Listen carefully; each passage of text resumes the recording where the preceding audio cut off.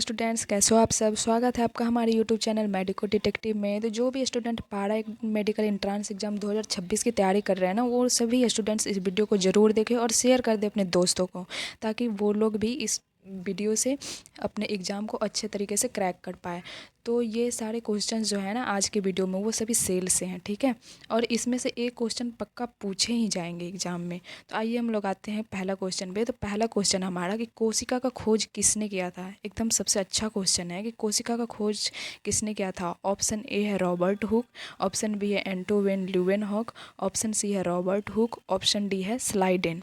तो कोशिका का खोज जो किया था ना स्टूडेंट, रॉबर्ट हुक किया था। कब किया था? 1665 ईस्वी में किया था, ठीक है। वहीं आप लोग को पूछा जाए कि लिविंग सेल की खोज किसने किया था, जीवित कोशिका का खोज किसने किया था, तो एंटी वन ल्यूवेनहॉक ने किया था। कब किया था? तो 1674 ईस्वी में।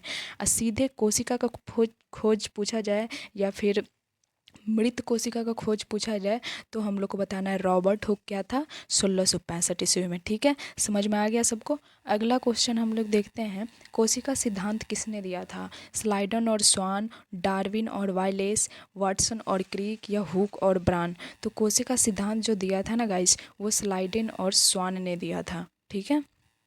अगला क्वेश्चन है, जीवों की संरचनात्मक और क्रियात्मक सबसे छोटी इकाई क्या होती है। ऊतक या अंग या कोशिका या तंत्र। तो इसका सही आंसर जो हो जाएगा ना, ऑप्शन नंबर सी हो जाएगा, कोशिका। कोशिका जो होता है ना, जीवों की संरचनात्मक और क्रियात्मक सबसे छोटी इकाई होती है, ठीक है। अगला क्वेश्चन देखते हैं हम लोग, पादप कोशिका में कौन सा अंग होता है जो जंतु कोशिका में नहीं पाया जाता है, सिर्फ पादप कोशिका में पाया जाता है। ऑप्शन ए है केंद्रक, ऑप्शन बी है माइटोकॉन्ड्रिया, ऑप्शन सी है कोशिका भित्ति, ऑप्शन डी है राइबोसोम। तो पादप कोशिका में सिर्फ पाया जाता है कोशिका भित्ति, जिसको हम लोग इंग्लिश में कहते हैं सेल वॉल, ठीक है। क्या बोलते हैं? सेल वॉल बोलते हैं। अगला क्वेश्चन है, कोशिका का पावर हाउस किसे कहा जाता है, which is called the power house of the cell. एक क्वेश्चन एकदम आपको हर जगह मिल जाएगा बायोलॉजी में, राइबोसोम या केंद्रक या माइटोकॉन्ड्रिया या गोल्गी तंत्र। तो कोशिका का पावर हाउस हम लोग जो कहते हैं ना, कोशिका का पावर हाउस कहते हैं माइटोकॉन्ड्रिया को। पावर हाउस ऑफ सेल किसे कहते हैं? माइटोकॉन्ड्रिया को कहते हैं। क्यों कहते हैं? क्योंकि ये एटीपी का निर्माण करता है, ठीक है, और उसका संग्रहण भी करता है, इसीलिए हम लोग कोशिका का पावर हाउस माइटोकॉन्ड्रिया का कहते हैं। अगला क्वेश्चन है, प्रोटीन संश्लेषण किस अंग में होता है। लाइसोसोम में होता है, या राइबोसोम में होता है, या रसधानी में होता है, या सेंट्रोसोम में होता है। तो प्रोटीन का संश्लेषण जो होता है ना, राइबोसोम में होता है। और एक क्वेश्चन इसमें है कि राइबोसोम को प्रोटीन का फैक्ट्री भी कहा जाता है, ठीक है। अगला क्वेश्चन है, केंद्रक के अंदर उपस्थित द्रव को क्या कहते हैं, साइटोप्लाज्म या न्यूक्लियोप्लाज्म या प्रोटोप्लाज्म या कोशिका रस। तो केंद्रक के अंदर मतलब न्यूक्लियस के अंदर जो उपस्थित लिक्विड होता है ना, उसको हम लोग न्यूक्लियोप्लाज्म कहते हैं, ठीक है। और इसका याद करने का सबसे अच्छा तरीका है, केंद्र को क्या हम लोग बोलते हैं इंग्लिश में? न्यूक्लियस। न्यूक्लियस के अंदर में जो लिक्विड रहेगा तो उसको क्या कहेंगे? न्यूक्लियोप्लाज्म, ठीक है। न्यूक्लियस के अंदर उपस्थित द्रव को क्या कहेंगे? न्यूक्लियोप्लाज्म।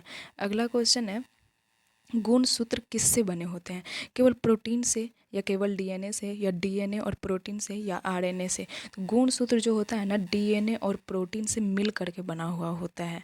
और एक क्वेश्चन इसमें है कि गुणसूत्र कितने होते हैं मानव शरीर में। तो मानव शरीर में टोटल 46 गुणसूत्र होते हैं। अगर पेयर में पूछा जाए तो 23 होगा, और नंबर में पूछा जाए तो 46 होगा, ठीक है। अगला क्वेश्चन है, लाइसोसोम को क्या कहा जाता है।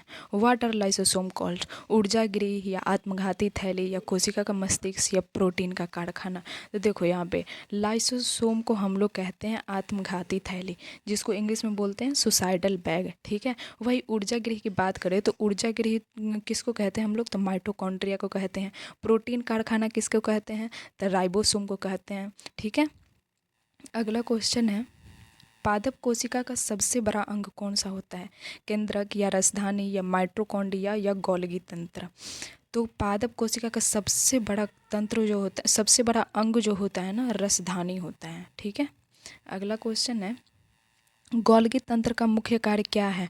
ऊर्जा उत्पादन या प्रोटीन का पैकिंग करना या श्वसन या पाचन करना। तो गोल्गी तंत्र का मुख्य कार्य जो होता है ना, प्रोटीन का पैकिंग करके उसका ट्रांसपोर्टेशन करने का कार्य है इसको।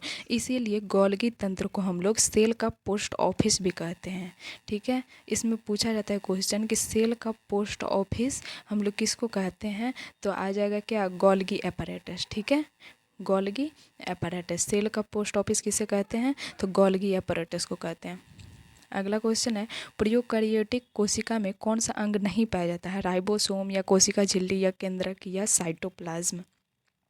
तो प्रोकैरियोटिक कोशिका में जो होता है ना, केंद्रक नहीं पाया जाता है। ठीक है, अगला क्वेश्चन है, साइटोप्लाज्म किसका मिश्रण होता है? जल और लवण का या अंगक और द्रव का या केवल डीएनए का या केवल प्रोटीन का। तो साइटोप्लाज्म जो होता है ना, अंगक और द्रव का मिश्रण होता है। अगला क्वेश्चन है, क्लोरोप्लास्ट का मुख्य कार्य क्या है? श्वसन या वाष्पोत्सर्जन या प्रकाश संश्लेषण या उत्सर्जन। तो क्लोरोप्लास्ट का मुख्य कार्य जो होता है ना, प्रकाश संश्लेषण होता है। क्लोरोप्लास्ट का मुख्य कार्य क्या होता है? प्रकाश संश्लेषण होता है। अगला क्वेश्चन है, जंतु कोशिका में कौन सा अंग पाया जाता है जो पादप कोशिका में नहीं पाया जाता? वो सिर्फ जंतु कोशिका में पाया जाता होगा। कोशिका भित्ति या क्लोरोप्लास्ट या सेंट्रोसोम या रसधानी। तो जंतु कोशिका में ना सेंट्रोसोम पाया जाता है, जो कि प्लांट सेल में नहीं पाया जाता है। अगला क्वेश्चन है, कोशिका झिल्ली को और किस नाम से जाना जाता है? कोशिका भित्ति या प्लाज्मा झिल्ली या न्यूक्लियर झिल्ली या दोनों प्लास्ट। तो कोशिका झिल्ली को हम लोग और किस नाम से जानते हैं? तो प्लाज्मा झिल्ली के नाम से जानते हैं। ऑप्शन नंबर बी सही होगा। अगला क्वेश्चन है, पादप कोशिका में कोशिका भित्ति किससे बनी होती है? काइटिन से या सेल्यूलोज से या प्रोटीन से या लिपिड से। तो पादप कोशिका में कोशिका भित्ति जो होती है ना, सेल्यूलोज से बनी होती है। पादप कोशिका में कोशिका भित्ति किससे बनी होती है? सेल्यूलोज से बनी होती है। अगला क्वेश्चन है, माइटोकॉन्ड्रिया में कौन सी श्वसन क्रिया होती है? प्रकाश संश्लेषण या ग्लाइकोलिसिस या कोशिकीय श्वसन या परासरण। क्या होगा?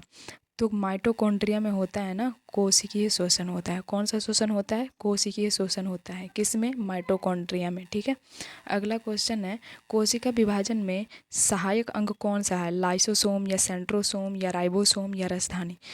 ऑप्शन ए में क्या है? लाइसोसोम। बी में क्या है? सेंट्रोसोम। सी में क्या है? राइबोसोम। डी में क्या है? राजधानी। तो कोशिका विभाजन में सहायक अंग जो होता है ना, सेंट्रोसोम होता है। क्या होता है? सेंट्रोसोम। अगला क्वेश्चन है, एंडोप्लाज्मिक रेटिकुलम का मुख्य कार्य क्या है? Main function of endoplasmic reticulum is पाचन, परिवहन और संश्लेषण, ऊर्जा उत्पादन या उत्सर्जन। तो एंडोप्लाज्मिक रेटिकुलम का कार्य जो होता है ना, परिवहन और संश्लेषण होता है। क्या काम होता है एंडोप्लाज्मिक रेटिकुलम का? तो परिवहन और संश्लेषण होता है। तो अगले वीडियो में हम लोग फिर से अगला क्वेश्चंस देखेंगे। तब तक इतने क्वेश्चन का आप लोग बार बार देखो, रिवीजन करो, ताकि एग्जाम में अगर इसमें से कोई भी क्वेश्चन आए तो आप लोग बना करके ही आओ। ठीक है, अब हम लोग नेक्स्ट वीडियो में देखेंगे।